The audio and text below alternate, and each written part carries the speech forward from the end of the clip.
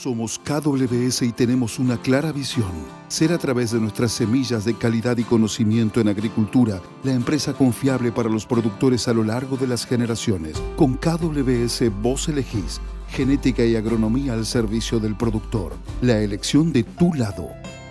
KWS.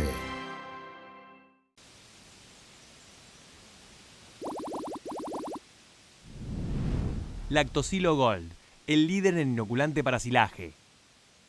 Contiene 7 lactobacilos con Lactobacillus buchneri que controlan el proceso fermentativo. Comprobada efectividad en todo tipo de silajes. Nueva fórmula liofilizada. No requiere cadena de frío. BASF. We Create Chemistry.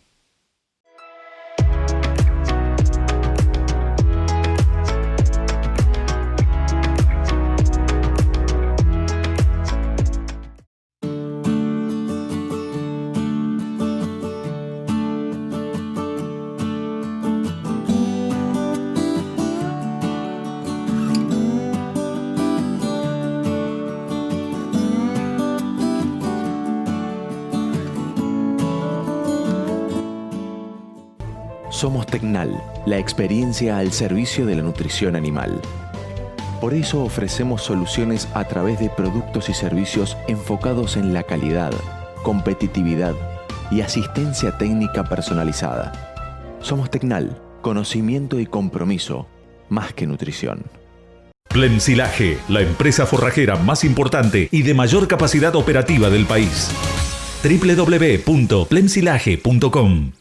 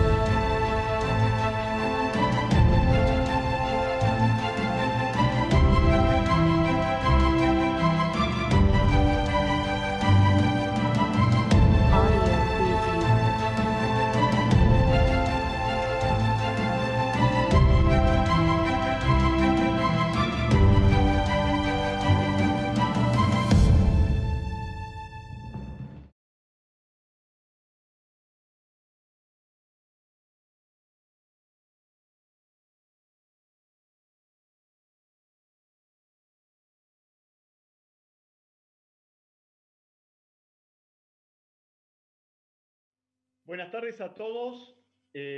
Primero, antes que nada, agradecerle a Maizar este espacio para charlar con ustedes sobre un tema tan interesante y tan importante, con una persona más que relevante como para poder avanzar y clarificar algunos conceptos. El silo de sorgo, que es el tema que nos compete hoy, se enmarca en un derrotero histórico que arranca primero en los planteos ganaderos tratando de llenar la panza de la vaca, y hacia adelante comenzamos a ver que no solamente era importante el volumen, sino también la calidad. Y claramente en ese sentido hubo mucha discusión acerca de su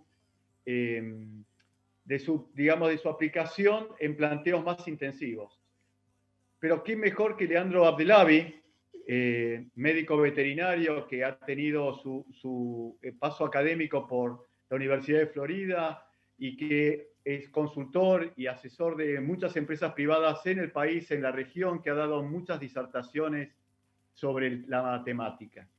Y claramente, antes de introducirle a Leandro, quiero dejar 2 o 3 ejes para discutir con él, y tiene que ver si el silo hoy, el silo de sorgo hoy frente a su par, que es el silo de maíz, tiene algo que decir, si puede ser complementario del mismo, si puede tener un papel importante en planteos de alta producción, como es lo que está ocurriendo hoy en los establecimientos, que cada vez están más exigidos a producir cada vez menos, producir cada vez más, contaminar menos, en un contexto de recursos cada vez más escasos como es el agua, como es la tierra y como es la gente. Así que, Leandro, si te parece, te doy lugar como para que arranques y después hagamos algún cierre. Bueno, buenas tardes. Gracias a todos. Alejandro, gracias por la introducción. Gracias a Maizar.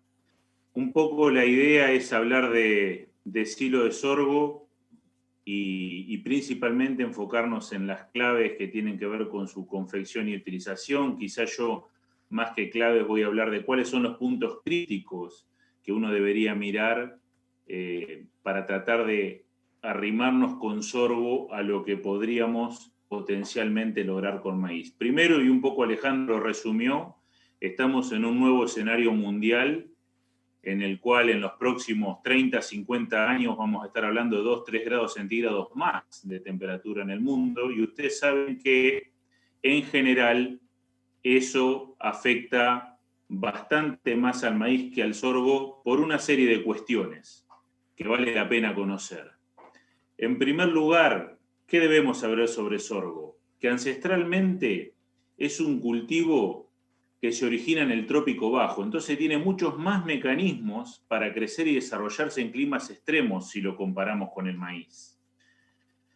En segundo lugar, sabemos que su rango de temperaturas de crecimiento es más amplio que el del maíz, hablamos de 15 a 43 grados con un óptimo de 28 grados de crecimiento, mientras que el maíz crece en un rango de 10 a 38 con un óptimo de 25.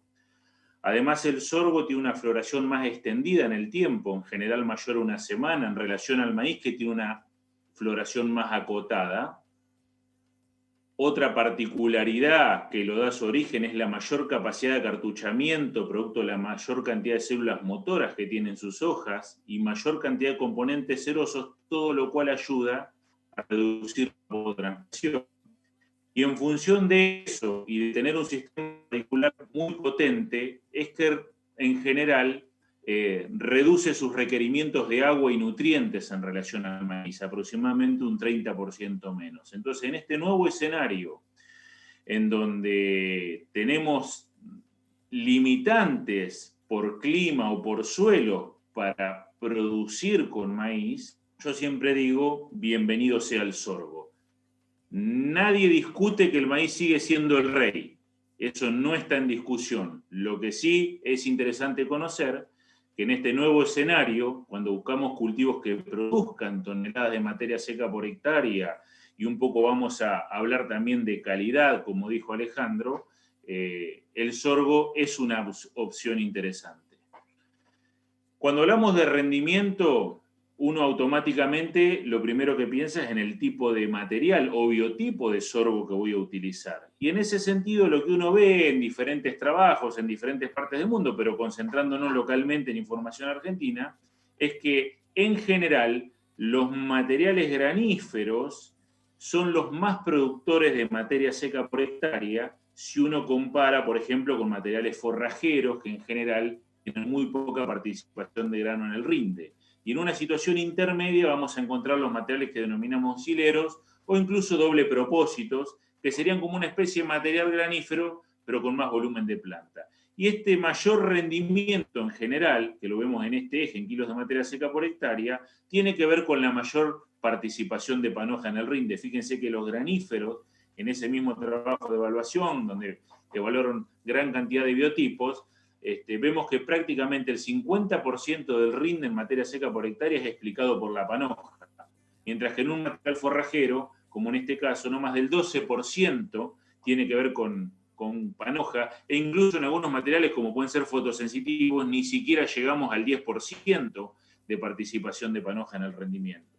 Y como la panoja es la parte de la planta que más materia seca tiene, porque es donde está el grano, cuanto más proporción de panoja hay, más materia seca en la planta entera y por ende más materia seca por hectárea. No obstante, uno va a encontrar en el medio una gran cantidad de materiales adaptados a diferentes regiones. Y yo creo que lo más importante es buscar, como dice acá, un equilibrio entre el destinatario, que va a hacer uso de ese silo de sorgo, y el rendimiento necesario que tenemos para obviamente tener un costo compatible de cada kilo de silo producido, en relación quizás al maíz, si lo queremos comparar como una referencia, pero no estamos pensando en el mismo ambiente, estamos pensando en un ambiente en donde hacer maíz no es posible por algún tipo de limitante de suelo o clima, y es ahí en donde, si con sorgo logramos un silaje que en cuanto a costo nos dé más o menos similar y encima logramos una calidad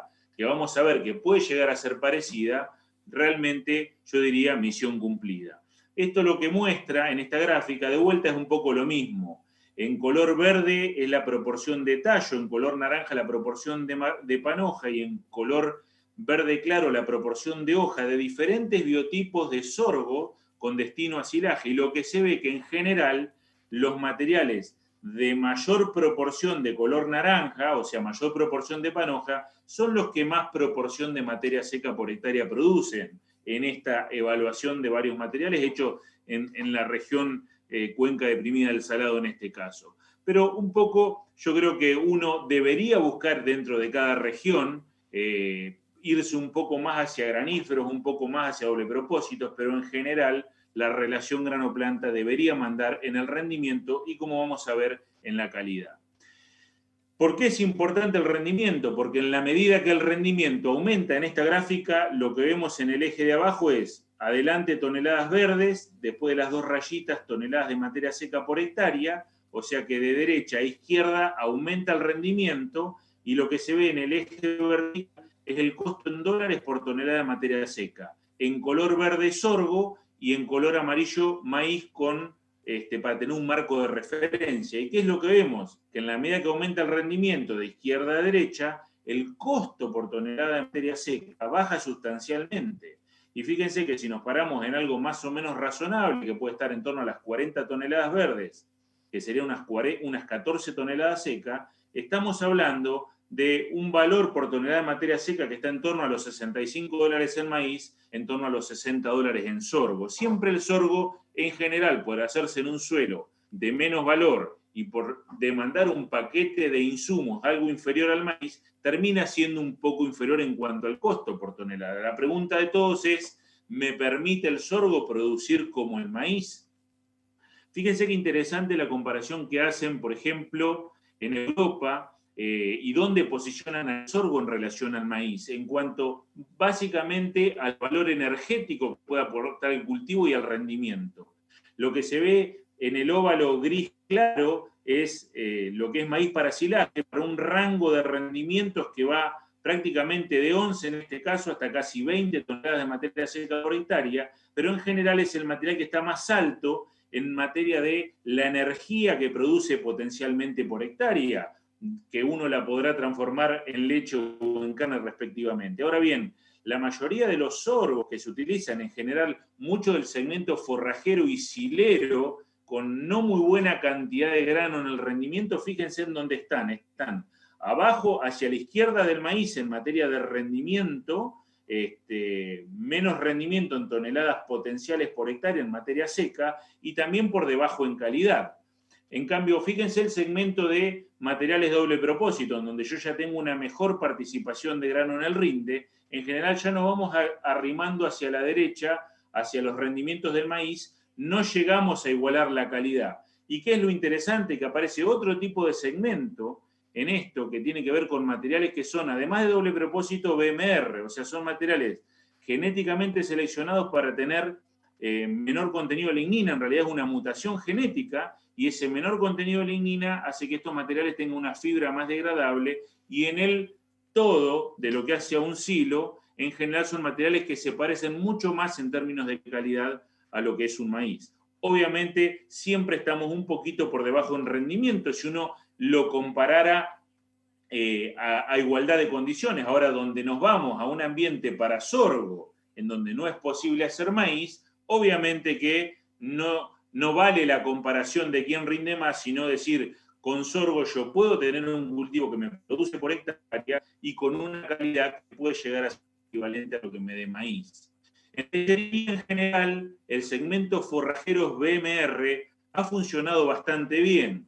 Yo me tomé el trabajito de hacer un análisis de un grupo de trabajos que están citados acá abajo, que en general comparan básicamente tres tipos de silaje. Silaje de sorgo forrajero, silaje de sorgo forrajero BMR o silaje de maíz como base en la alimentación de vacas lecheras. Hablamos de dietas TMR con niveles de inclusión de silaje de 35, 40 y hasta 65% base materia seca, un promedio de 51 más o menos 14, como dice acá, con dietas de un contenido de proteína total del 17,3% y alrededor de 37% de FDN. ¿Qué es lo que vemos acá? Por un lado, a la izquierda, la barra gris, lo que vemos es la composición de los diferentes hilos de sorgo utilizados. Fíjense que, en general, los que menos contenido de lignina tienen son los maíces, que entraron en la comparación. Los que más contenido de lignina tienen y por ende fibra menos digestible son los sorgos forrajeros, y un poquito en el medio estarían estos materiales forrajeros BMR, que serían mejorados genéticamente en cuanto a su calidad de fibra. En cuanto a contenidos proteicos, entre 7 y 8% estamos más o menos en todos parecidos, y en cuanto a contenido de fibra, obviamente el forrajero es el que menos tiene, estamos en una situación intermedia con el BMR y en una situación de menos contenido de FDN en los maíces porque obviamente hay más almidón. ¿Qué es lo interesante? Que cuando comparamos esos niveles de silaje en la dieta, reemplazando uno por otro, en dietas que como vemos están equilibradas en términos de proteína, en términos de fibra, en general los consumos que hay son muy parecidos entre lo que es bases forrajero BMR o bases hilo de maíz y están por encima de los consumos logrados cuando se usa sorgo forrajero convencional, y las producciones de leche también son parecidas entre forrajeros BMR y maíz y menores cuando se usa forrajero convencional. Y lo que se muestra en este cuadrito son las eficiencias de conversión, o sea, cuántos litros de leche se generaron por kilo de materia seca consumido. Esto es leche corregida al 4% grasa, y lo que se ve que en general los que menos leche producen por kilo de materia seca, la dieta que menos leche produce es la que utiliza silaje sorgo forrajero, y es algo un poco más similar la dieta en donde usamos silo de maíz o silo de sorgo forrajero BMR. Entonces, realmente hay trabajos en el mundo que avanzan en esta línea y zonas geográficas en donde hoy se produce leche que buscan al sorgo como una alternativa al maíz cuando alguna condición climática limita la posibilidad de maíz. Acá tienen otra comparación evaluando dietas basadas en silo de sorgo o silo de maíz para animales en recría, siempre hablando en este caso de lechería, y como verán, tanto uno como el otro permite perfectamente tener performances de vaquillonas en recría totalmente comparables. Entonces yo creo que es totalmente comparable una alternativa y la otra, dependerá de vuelta del ambiente agroecológico en el que nos toca producir, a qué tipo de silaje vamos a apuntar. ¿Qué es lo importante? No solamente mirar el rendimiento en materia seca por hectárea, no solamente mirar la calidad del silo en particular que uno puede obtener a partir de un laboratorio, sino también entender cómo un rumiante usa un silaje. Y en este sentido es bastante práctico ver este tipo de gráficas en donde uno ve en el eje de abajo horas de incubación de un silaje a nivel ruminal y en el eje vertical qué porcentaje de ese silaje es degradado. Y acá vemos dos curvas, una color verde, que es un material que tiene menos grano y más stouber o más tallo y hoja, y en color gris vemos un material que tiene más grano y menos stouber. ¿Y qué es lo que vemos? Que si yo le doy tiempo suficiente de retención ruminal a un silaje de una u otra característica, a la larga voy a terminar teniendo una degradabilidad potencial totalmente comparable, que va a estar en este caso en torno al 70%. La pregunta que nos debemos hacer, si con el tipo de dieta que estamos utilizando vamos a tener realmente 72 horas en la práctica para que un silo sea degradado. La respuesta es no. En promedio vamos a tener 24, de 0 a 48, y en 24 horas, estas dos curvas que acá se juntan, en 24 horas están separadas por más de 10 puntos, que es la diferencia en degradabilidad que yo puedo lograr entre uno y otro material.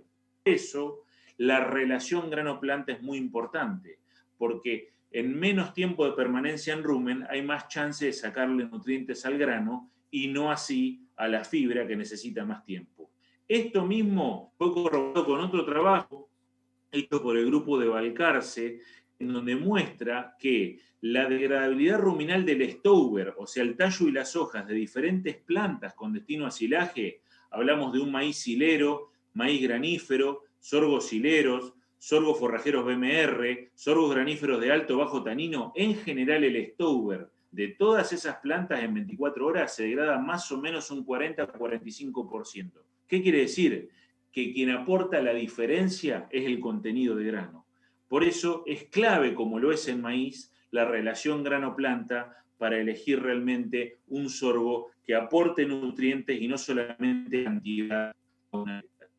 Y si buscamos grano, en algunas zonas de Argentina y el mundo vamos a necesitar optar por materiales con algún tipo de protección contra la predación de aves como son los taninos. ¿Por qué? Porque si no, difícilmente vayamos a llegar al momento de la cosecha o del picado de ese ciclo con grano en planta. Estos son materiales ciclos cortos, ciclos intermedios, ciclos largos, siempre hablando de sorgos graníferos, cosechados en la región de Cuenca del Salado, en donde la diferencia entre la barra gris y la barra gris oscura son 5.000 kilos en promedio de grano por hectárea que se comen los pájaros y no llega a cosecha en zonas de riesgo.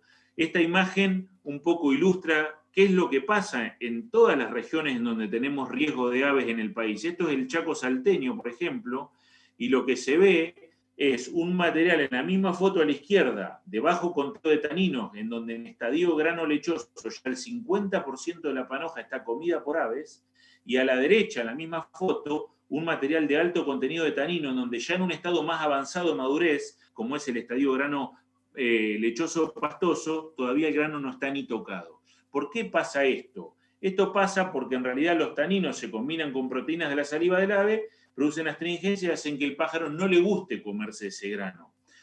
Una cosa que es importante saber, por más que yo esté con materiales de alto contenido de tanino, no siempre tenemos una protección total. ¿Por qué? Porque en realidad el contenido de taninos, en la medida que el grano madura, va reduciéndose en el grano y aumentando en la planta entera. Entonces, por eso yo muestro, fíjense que en uno sin tanino, en estadio grano lechoso, ya incluso hay daño por parte de aves. Imagínense que esto cuando llegue a grano pastoso maduro ya no tiene más grano. En cambio, en este caso, en donde ya tenemos menos tanino que en estadio grano lechoso, todavía ni lo tocaron al cultivo. Entonces es muy probable que cuando yo llegue a picar, obviamente tenga más del 90% del grano en la panoja.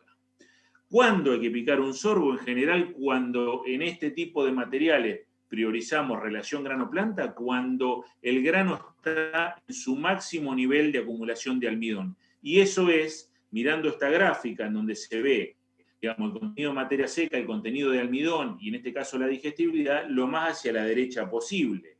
O sea, si uno agarra el grano y lo aprieta con la uña, como se ve en la imagen, en general cuando yo le quiero clavar la uña y no le entra el grano, ese sería el punto de máxima entrega de nutrientes del cultivo por hectárea, en donde yo debería principalmente trabajar en términos de cosecha con este tipo de materiales. Ahora bien, no por grano esté, significa que lo voy a poder transformar en carne o en leche.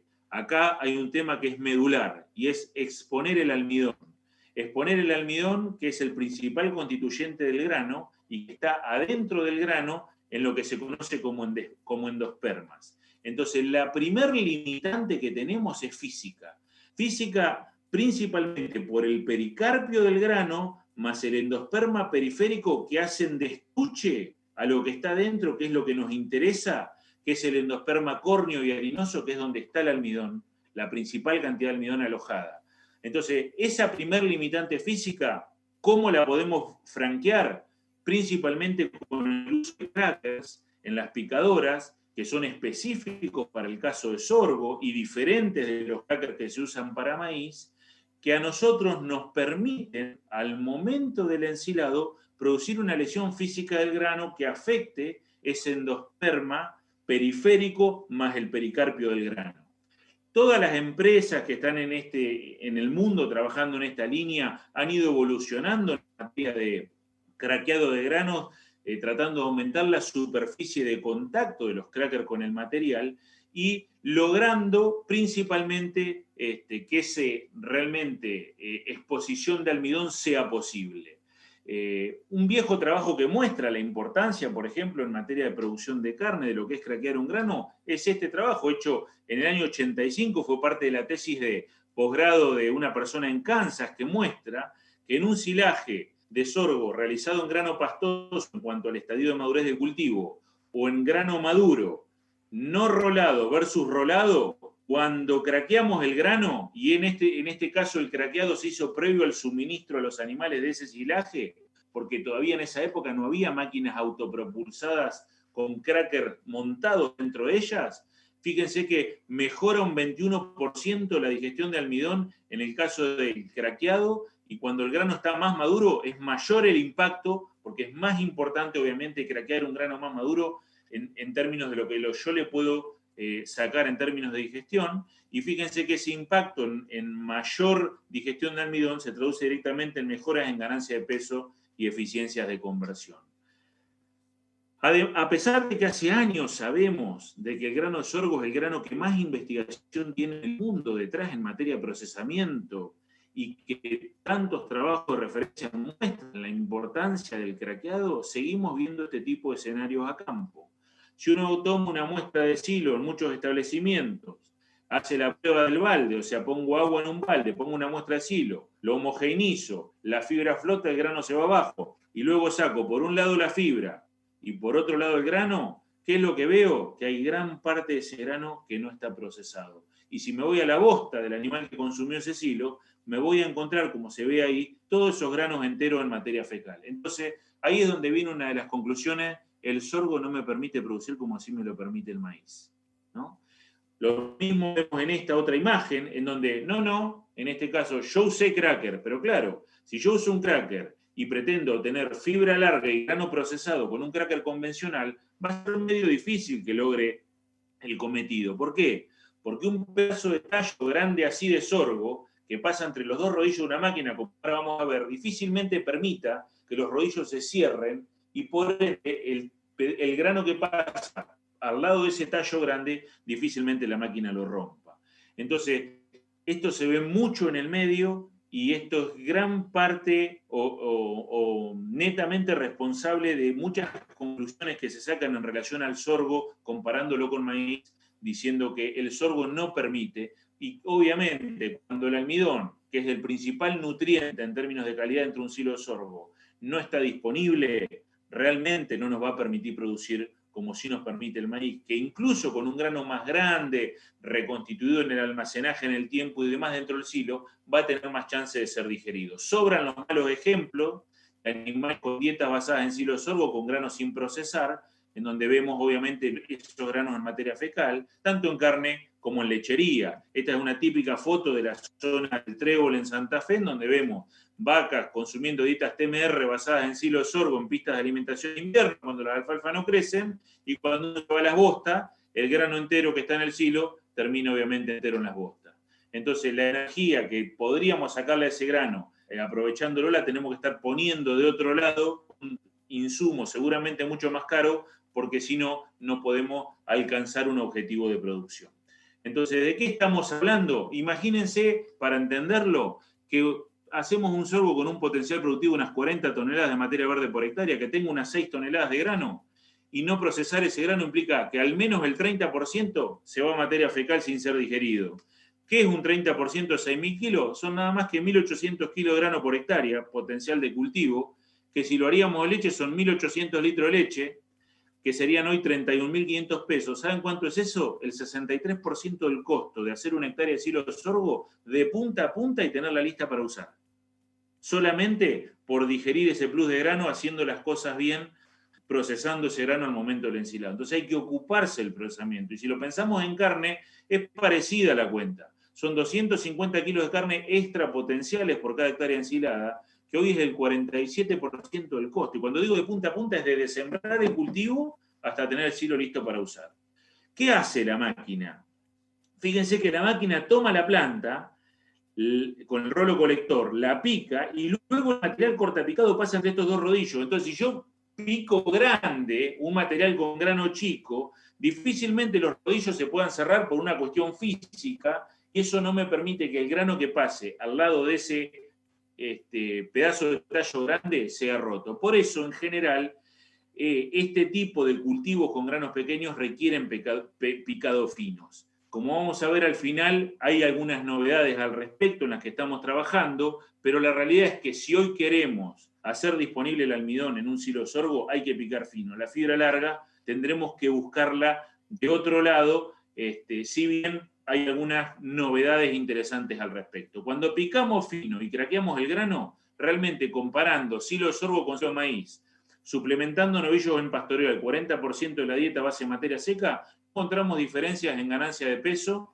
entre animales suplementados con silo e incluso animales consumiendo solo pasto de alta calidad voluntad. En este caso, el impacto de la suplementación con silaje permitió aumentar un 40% la carga y, por ende, en esa magnitud la producción de carne por hectárea. Pero entre maíz y sorgo no hubo diferencia. Lo mismo nos pasa cuando el silo es la base de la alimentación en algunos sistemas, como puede ser el NEA nuestro, o incluso en este caso el Chaco boliviano, en donde, o Paraguay, en donde hacemos mucha recría en base a silo de sorgo y en donde vemos que picando fino el material y craqueando el grano, las ganancias de peso performances que se logran son muy equivalentes a las que uno podría esperar con una dieta basada en silo de maíz. Hablamos de 850 gramos por animal y por día de promedio en diferentes categorías. En este caso hay machos y también hembras. Este es el segundo problema que tenemos en grano de sorgo. Una vez que quebrantamos el primero, que es mediante el uso del cracker, es químico el problema. Y está dentro de lo que es prácticamente alguno de los endospermas y tiene que ver básicamente con la presencia de cafirinas que forman parte de los cuerpos proteicos que integran parte de la matriz proteica que envuelve al endosperma y taninos. ¿Qué es lo que vemos acá? A partir de información local publicada en Argentina, que en general, en la medida que yo reduzco el contenido de taninos, aumenta la degradabilidad del almidón del grano de sorgo, y lo mismo pasa con las cafirinas. En la medida que se reduce el contenido de cafirinas en el grano de sorgo, aumenta la degradabilidad del almidón de ese grano. Este trabajo fue parte de una tesis en Balcarce, hecho por Delfina Montiel. También lo que encontró es que hay una alta correlación negativa entre la presencia de cafirinas y taninos y la degradabilidad in situ de materia seca, de proteína y de almidón de grano de sorgo. Entonces, son dos cuestiones químicas que forman parte de la composición ya más intrínseca del grano, que son un problema, pero empezamos a ver que también tienen solución cuando uno habla de silo de sorgo. ¿Por qué? En primer lugar, los taninos sabemos que cuando hay fermentación, o sea, siempre que superamos 26% de humedad, los taninos se reducen en concentración en el material. Fíjense, acá lo que vemos es grano con alto contenido de tanino o con bajo contenido de tanino, no ensilado o ensilado, y fíjense que en el tratamiento ensilado, el nivel de tanino al que se reduce es muy parecido al contenido de tanino que tenemos en un grano bajo tanino ya genéticamente entra. ¿Y esto por qué pasa? Hay básicamente dos teorías que explican esto. O por el bajo pH y la anaerobiótica, que tiene un impacto en esa reducción, o principalmente por la degradación de estos polifenoles, que en definitiva es lo que son los taninos, a compuestos de menor peso molecular. ¿Qué es lo interesante? Que el producto final, que es el grano listo para usar dentro de un silo, tiene el mismo nivel de tanino que un material de bajo tanino. Y fíjense cómo se da esto, que incluso está probado hasta en monogástricos, en donde han comparado dietas base, grano de maíz molido, con un sorgo de bajo tanino molido, con un sorgo húmedo, bajo tanino o alto tanino. ¿Y qué es lo que encontraron? Como dice un poco en las conclusiones, que el proceso de ensilaje reduce la concentración de taninos y niveles de taninos condensados en sorgo, y que el grano húmedo de silaje de sorgo, de sorgo ensilado, digamos, con bajo o alto tanino en cerdo, en fase básicamente de recría, sería una alternativa para reemplazar grano de maíz o grano de sorgo seco de bajo tanino sin perjuicio en la performance. O sea, ya incluso en cerdos, los sorgos de alto tanino almacenados húmedos nos permiten tener una opción interesante. ¿Por qué? Porque los taninos se reducen gracias al almacenaje en el tiempo. ¿Y qué es lo otro? Que hoy sabemos que el almacenaje en el tiempo también tiene un efecto directo sobre lo que son prolaminas. ¿Y saben quiénes son prolaminas? Las cafirinas que tiene el grano de sorgo son prolaminas, lo mismo que las eínas del maíz. ¿Y qué es lo que hoy sabemos? Hoy lo que sabemos es que en la medida que aumenta el almacenaje en el tiempo, esto es un metaanálisis de varios trabajos hechos en donde estudiaron el efecto del almacenaje en el tiempo sobre digestión de almidón, lo que sucede es que la digestión de almidón aumenta prácticamente linealmente hasta el día 30 y después sigue aumentando pero a una menor tasa de ahí en adelante. ¿Cuánto aumenta? 0,28% por día de almacenaje, la degradabilidad del almidón, y a partir del día 30 a una tasa del 0,033.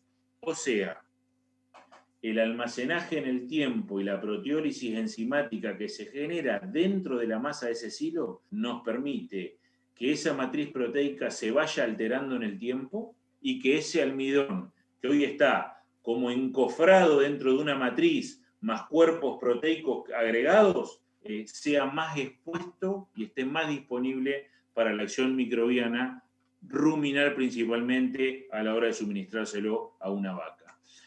Estamos trabajando en busca de fibra larga y grano más aprovechable de sorgo y ya tenemos algunas cosas interesantes. Este tipo de dispositivos que son crackers que van montados en picadoras como lo que yo mostré, se han ideado pensando en maíz y en fibra larga para lechería, tratando de buscar que en el mismo silo podamos tener la fibra larga y el grano procesado.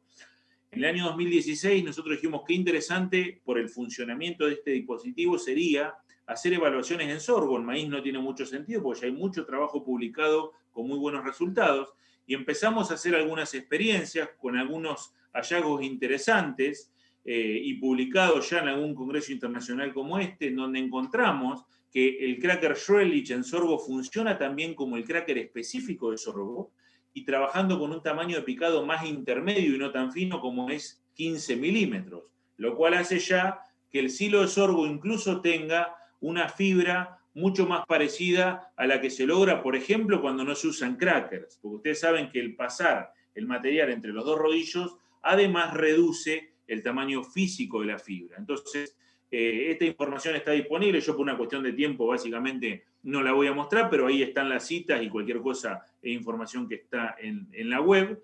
Un segundo trabajo que fue parte de una tesis de máster que acaba de terminar, de un chico que hizo su máster en Florida, evaluó específicamente esto mismo que nosotros vimos en digestión aparente, no encontrando de vuelta diferencia entre lo que es Schrelich y cracker específico de sorgo, lo cual un poco sigue en esta línea. Tenemos un tercer trabajo en marcha que es también parte de una tesis de máster de Florida en este momento, que va a ser ejecutado aquí en campus de la Universidad Nacional de La Plata. Casualmente mañana estamos empezando con esto, y para el año que viene estamos pensando, y durante 2 años consecutivos, en trabajos a realizar localmente usando silaje de sorgo procesado o no, y el almacenaje en el tiempo para un poco terminar de ponerle números a todo esto, de hasta dónde podemos, combinando almacenaje en el tiempo y procesamiento, sacarle el mayor rédito posible al sorgo para ponerlo en un plano competitivo en cuanto a aporte de calidad con lo que es maíz. Resumiendo y para terminar, en primer lugar, cuando las condiciones agroecológicas ponen en riesgo al maíz, bienvenido sea el sorgo. Segundo punto, y un poco lo que dijimos acá, la relación grano-planta es determinante en el rendimiento en sorgo y por ende el costo final del silaje producido. En tercer lugar, el procesamiento de grano es clave, como vimos, en romper las barreras físicas que limitan el aprovechamiento, y hoy sabemos que el almacenaje en el tiempo de al menos 30 días ayuda a reducir barreras químicas, por un lado degradando taninos y por otro lado alterando la matriz proteica que envuelve los gránulos de almidón y lo hacen más disponible. Y por último, tanto en producción de carne como en leche, desde silajes de sorgo granífero hasta forrajeros BMR, han permitido, como vimos acá, lograr performances equivalentes a las que se informan a nivel mundial obtenidas con maíz. Desde ya, muchas gracias por la atención y bueno, creo que vamos a hacer algún tipo de intercambio con Alejandro.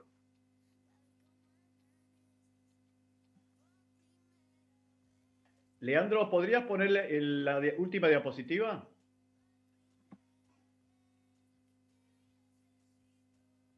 Bueno, lo que me queda claro, Leandro, me rompiste la cabeza en muchas cuestiones que uno veía que a ver si estás de acuerdo, que el sorgo era como el jugador número 5 en el fútbol, que vos le podías pedir que raspe, que marque, pero no le podías pedir que llegue al área a meter un gol, ¿no? En el sentido de buscar en sistemas que requieren altas producciones de carne o de leche, pedirle esas exigencias. Pero lo que estás planteando es que hay algunas condiciones y rasgos que te permitirían que el sorgo alcance esos niveles. No me queda claro el tema del BMR, que no necesariamente tiene que ser con grano, ¿no? Puede ser un BMR de pasto, por ejemplo, un sorgo forrajero. Sí, BMR. yo lo que mostré, Alejandro, son trabajos hechos en lechería, en todos los casos forrajeros BMR, pero un poco, digamos, el concepto que viene de Europa es, ojo que los doble propósito, si además son BMR, Mejor. Ya estamos hablando, digamos, de un nivel de comparación que estamos a igual con maíz. O sea, estamos al mismo plano que maíz en términos de calidad. Leandro, en resumidas cuentas, si yo un sorgo lo visto a ese número 5 rústico, lo visto y lo hago BMR, por supuesto busco uno que tenga aptitud granífera. Y a su vez me encargue que cuando le hago el silado tenga el cracker de sorgo, no de maíz.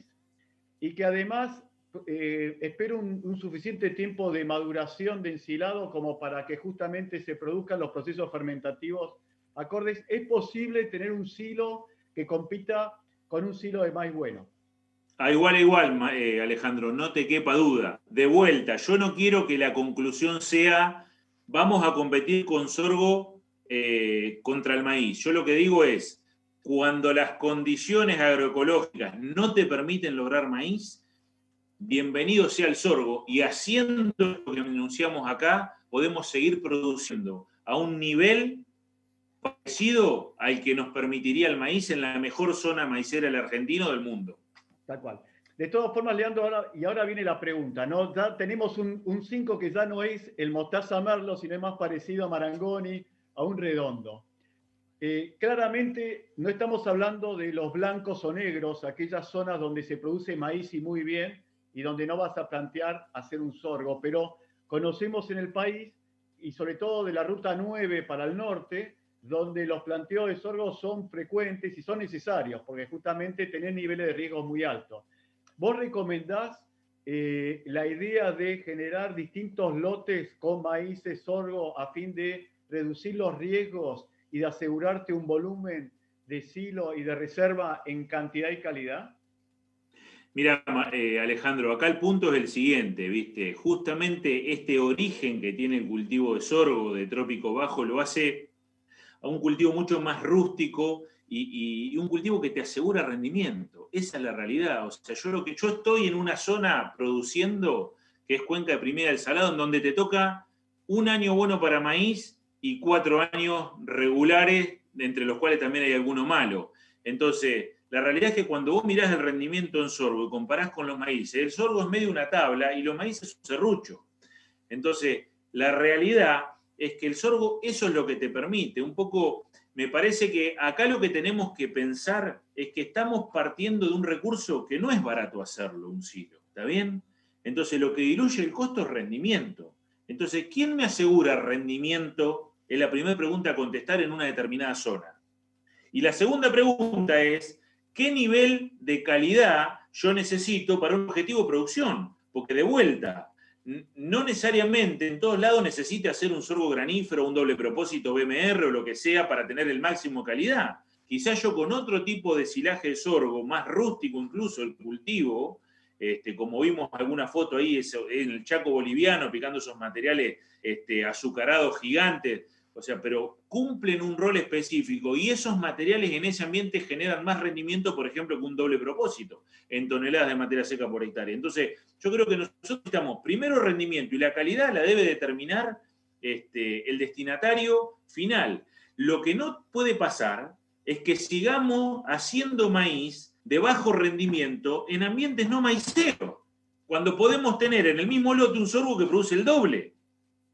Y que usando el biotipo adecuado y la información adecuada que hoy tenemos disponible, sabemos que podemos tener un nivel de calidad potencial equivalente al maíz. De eso tenemos que salir. Por eso yo mostré, Alejandro, esa curva en donde se veía que cuántas veces uno escucha que pican maíces de 10, 15 toneladas de materia verde por hectárea. Yo te voy a mostrar la gráfica esa de vuelta, digamos, para que veamos de lo que estamos hablando. Sí, y mientras vos lo movés la diapo, queda claro que el cambio climático también está llevando a que en lugares donde siempre era exitoso el maíz, empieza a fracasar. Entonces, exactamente, fíjate lo que es esto. O sea, vas a picar un cultivo, vas a seguir produciendo maíz en un ambiente en donde te genera un cultivo de este costo. Estás hablando de un promedio entre 10 y 20 de $150 la tonelada de materia seca, cuando seguramente en ese mismo ambiente podés generar un sorgo que te produce el doble. Es una locura. Y la gente termina haciendo maíz y picando maíz en ese ambiente. Entonces tenemos que salir de eso. Ese un poco debería ser el mensaje, y acotando a lo que vos decís. Imagínate, yo voy bastante, como vos sabés, por ejemplo, en el norte de México hay una cuenca lechera bastante intensiva en la zona de Torreón y demás. Sí. No está quedando agua para hacer maíz. Se están volcando a sorgo porque no les alcanza el agua para tener rendimiento en maíz. Yo dije que una de las características que tiene el sorgo con respecto al maíz requiere hasta un 30% más de agua. Entonces, yo creo que es un cultivo que, de la mano de toda la tecnología de maquinaria que acompaña, el conocimiento que hoy tenemos en cuanto al manejo que tenemos que hacer, más toda la tecnología que viene en materia de híbridos, esto de la resistencia a la imidazolinona y un montón de cuestiones que se van a ir sumando seguramente, de todas las empresas que nos van a ofrecer en Argentina este tipo de producto. O sea, se va a hacer cada vez más fácil lograr buenos rendimientos con sorgo y tener cultivos de mayor calidad. El mensaje final, Leandro, sería: hay que romper el modelo mental que no se pueden alcanzar altas producciones de carne y de leche con silo de sorgo. Lo que sí queda claro es que hay tecnología y hay materiales que sí te lo permiten. No cualquier silo de sorgo te va a permitir tener altas producciones, pero existen. Y que está bueno esto de romper la inercia y el mandato de que acá siempre se hace maíz para sacar leche o para producir carne. Sin duda, coincido totalmente, Alejandro, y me parece que ese es el mensaje que tenemos que dejar. Pero de vuelta, lo resumo a lo que vos decís con una línea. Cuando el ambiente agroecológico no permite lograr buenos maíces, bienvenido sorgo. Leandro, está clarito. Yo creo que con esto lo podemos terminar, así cumplimos también con el tema del tiempo. Fue muy bueno y te felicito porque, y además siempre de un disfrute escucharte desde hace varias décadas, por no decir que estamos viejos, pero la realidad es que es un placer escucharte siempre, y siempre uno vuelve a actualizarse con vos, con todo lo que es tecnología de silajes. Un abrazo enorme. Bueno, Alejandro. Gracias al auditorio por la atención, y a Maizar por permitirnos un poco contribuir con un granito de arena a la producción ganadera y lechera argentina. Bien.